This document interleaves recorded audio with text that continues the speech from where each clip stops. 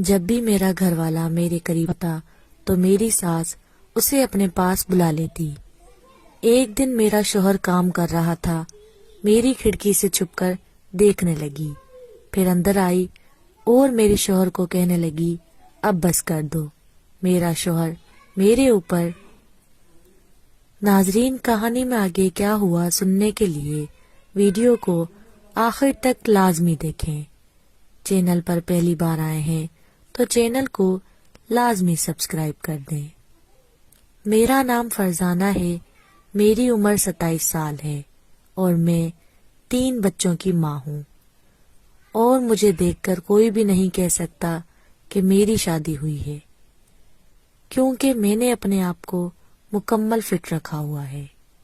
میرے بالغ ہوتے ہی میرے والدین نے ماجد کے ساتھ میری منگنی کر دی۔ ماجد سعودی عرب میں ایک کمپنی میں جاب کرتے تھے۔ جب وہ 5 ماہ بعد چھٹی پر واپس آئے تو میرے والدین نے میری اس کے ساتھ شادی کر دی۔ میری اور ماجد کی شادی بڑے دھوم دھام سے ہوئی۔ میری کم عمری میں شادی ہوئی کیونکہ ماجد ایک پیسے والا آدمی تھا، اس لیے اس کی فیملی نے ہم دونوں کی شادی میں کوئی کمی نہ چھوڑی۔ میں دل ہی دل میں خوش ہو رہی تھی کہ میں ایک ایسے گھر جا رہی ہوں کہ اس میں کسی چیز کی کمی نہیں۔ میں شادی کی رات ماجد کے کمرے میں دلہن بنی بیٹھی تھی۔ سہاگ رات گزارنے کے حوالے سے دل ہی دل میں سوچ رہی تھی کہ ماجد میرے ساتھ کیا کرے گا اور کیسے کرے گا، اور میں کیسے برداشت کروں گی۔ یہ سب کچھ شرم کی وجہ سے کسی شادی شدہ عورت سے بھی میں نہ پوچھ سکی۔ انہی خیالوں میں بیٹھی تھی کہ رات کے 10 بجے ماجد بھی آ گئے اور میرے پاس آ کر بیٹھ گئے اور کہنے لگے فرزانہ تم کتنی حسین اور خوبصورت ہو، تمہاری ہر ادا میرے دل پر وار کر رہی ہے۔ میری خوش قسمتی ہے کہ مجھے تم جیسی جوان خوبصورت بیوی ملی۔ کہنے لگے فرزانہ تم آنکھیں بند کرو، میں تمہارے لیے ایک قیمتی گفٹ لایا ہوں۔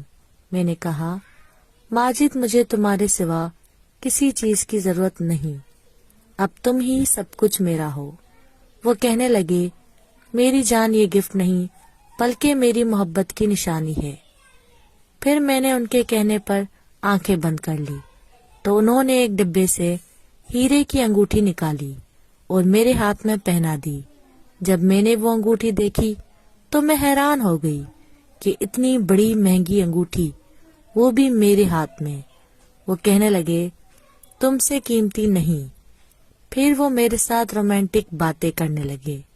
جب آدھی رات ہوئی تو انہوں نے کہا کہ تم اب لیٹ جاؤ تاکہ ہم دونوں سہاگ رات منا لیں۔ میں لیٹ گئی۔ ماجد نے مجھے اپنے گلے لگا لیا، پھر اپنا کام کرنے لگا۔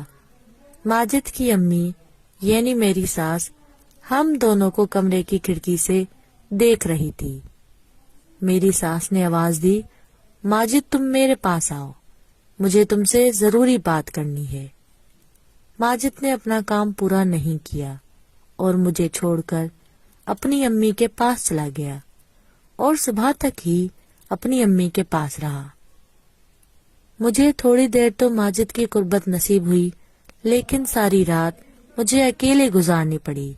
صبح جب ماجد آئے تو میں نے پوچھا ماجد میں تو تمہارا انتظار کر رہی، تم کہاں گئے تھے؟ وہ کہنے لگا میری کمپنی کی طرف سے ایک لیٹر آیا ہے، مجھے ضروری میٹنگ کے لیے سعودی جانا ہے اور میں نے کل کی ٹکٹ بھی بک کرا لی ہے۔